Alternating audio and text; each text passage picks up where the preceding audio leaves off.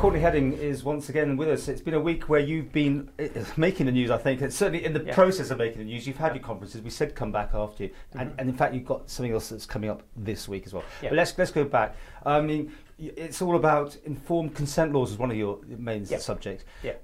It's a minefield, right? Informed consent laws? Who to you? Okay. What did you get out? Informed consent. So we had 3 debates here on Monday and Tuesday, and we also featured the patient's voice, a young girl, and she gave her opinion on the lack of informed consent that the island suffers from.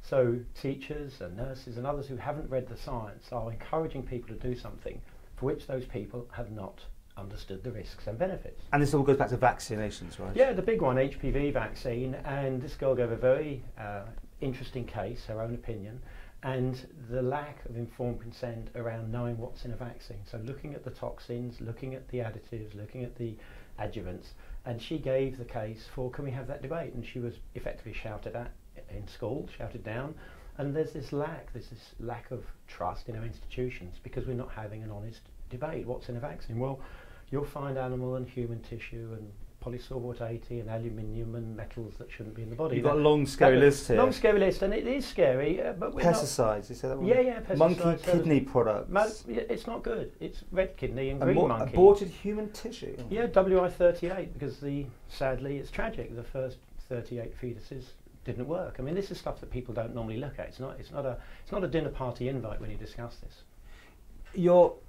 No one can take anything away from you for your resolution on this and your determination.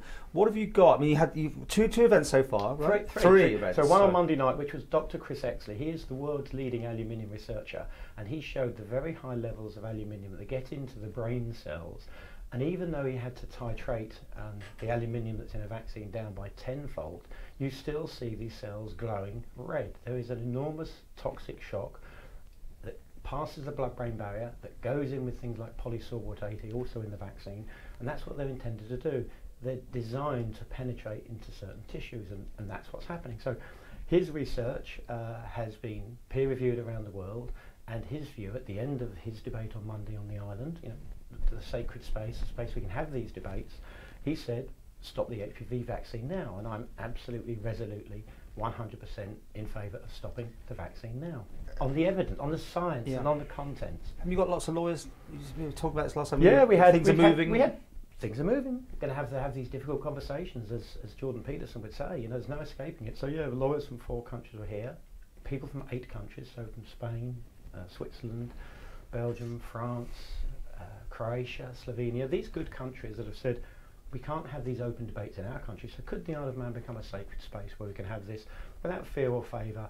And so that was on Monday night, and on Tuesday we had world-class researcher Sherry Tempany, done the odd 30,000 of vaccine research, 30,000 hours. That's probably 25,000 hours more than me, but it's an enormous amount, and she's looked at the harms, the injuries, and can we have a clean vaccine? What is in the vaccine? So if you have this book, Helen Labatto's book, she tried to put up billboards in Australia and ask what's in a vaccine. They took legal action to try and take them down. They don't want you to know what's in a vaccine. We've got to know what's in genetically modified food, but we're not supposed to know that there's viral-like genetic Are you getting anywhere here, though, with the Department of Health? I mean, anything happening? I mean, you getting traction from... I mean, we've got a doctor in one answer, no, and no. So you're not getting any better... I mean, you haven't put a billboard up yet, and taken down. Haven't put the billboard up yet. Oh, right. But truth is truth. My point, I'm trying to, you're battling this thing here then, just as much as anywhere else in the world. There's nobody taking your cause up, nobody in government interested? No, they're very different. So we had, before I had this event, we had 39 unvaccinated children I knew of on the island. After my event, we had 46. So people come out slowly, they admit their truth, and they say, actually, let's study what herd immunity is, what natural herd immunity was from the measles baby generation, my generation. We've turned this into napalm-like diseases when they're infections. They're geared by nature at certain ages in us, as long as we keep our bodies healthy, to actually take us through a lifelong immunity. And we've lost all this debate and nonsense. We just lost in ever more vaccines, ever earlier, ever closer together. What reactions are you getting? You're getting people saying you're scaring me now. I mean, no. I've had a few cases where sadly there've been vaccine injured girls after the first dose, and one in the northwest recently. World-class researcher and his wife. I met the husband before they gave the daughter the second vaccine. After the first Gardasil HPV vaccine manufactured by Merck. That girl had a reaction, and that girl's reaction 3 days after the vaccine was 5 days of vomiting. The researcher couldn't believe she didn't know the adverse effects. She hadn't read the patient information leaflet, the PIL. She wasn't shown it. And her husband at that meeting put his hand up and said, "You didn't have informed consent." So it was quite difficult to see a mother and mother's guilt and sadness of, I've harmed my daughter, hopefully it's not permanent, it's only the first dose, and so she'll not be having another dose, on her evidence. But this was a researcher that was looking in the wrong direction and not making that link. So people, especially parents who have these forms in front of them, the informed consent laws. They won't get them. They won't get them. They'll get maybe a piece of paper. They won't get a live link. They won't get the patient information leaflet. They won't have a debate. And a teacher will say, "You want to get cancer." I think I'm the only person on the Isle of Man to have met the lead trialist, the principal investigator on the 2 main HPV vaccines. I met her in Greece. There's a long story there. People in silos don't see what's in the vaccine. They don't see the manufacturing process, the adjuvant device. They keep them separate, and we end up with a cocktail, a soup that's been spoiled. You're sending these press releases out to people. I know there's massive amounts of read this. 500 leaflets of that. I've delivered 2,000. I was told that was scary. Look, if you can't have the debate, we're in a fascist dictatorship. How balanced are you in your views, do you think? Or are you absolutely adamant in the...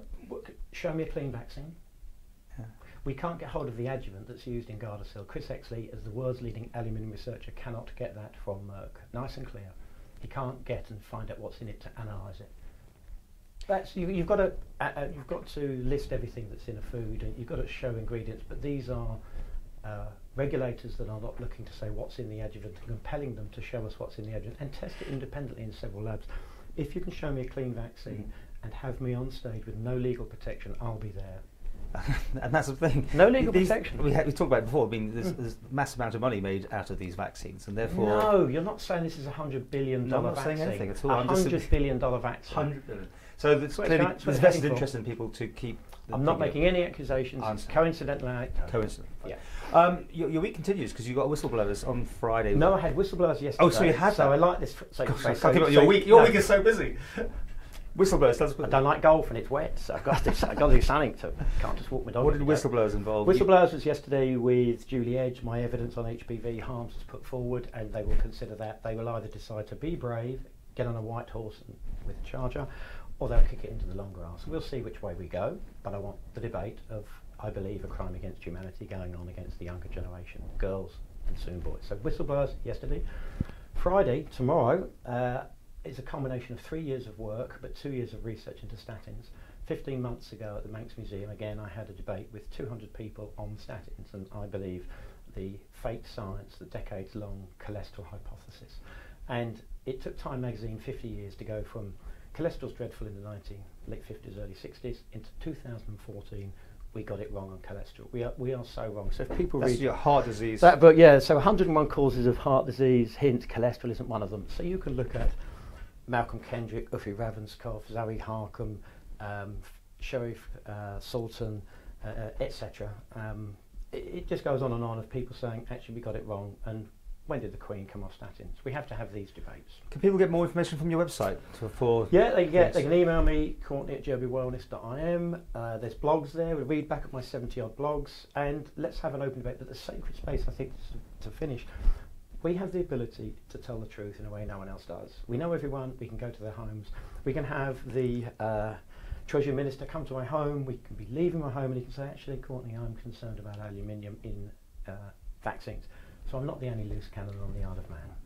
And I have to finish this by being absolutely the usual, that you can balance us out. If you have other views, if you have an opinion you want to make, please feel free to contact us here, because obviously you're giving your views, which is absolutely fine. And people are watching your interviews, but obviously just give balance. Do it live, on camera, record it. I will ask tomorrow in the oral evidence in the oldest parliament on earth, can I actually record this on my own phone so that when evidence goes out, I'm sure it will, it wants to go out in its entirety, no hiding, no legal protection, sacred space.